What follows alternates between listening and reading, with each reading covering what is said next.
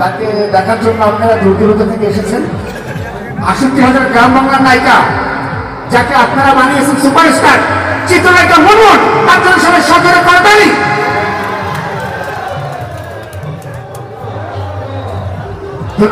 এত সুন্দর অডিয়েন্সের জন্য তুমি কি কি আয়োজন রেখেছো? তো সরাসরি আমরা অনুষ্ঠানে চলে যাই। তো একটু বাংলা চলচ্চিত্রের গান দিয়ে শুরু করবো। আমাদের জন্য দোয়া করুন। আসসালামু আলাইকুম।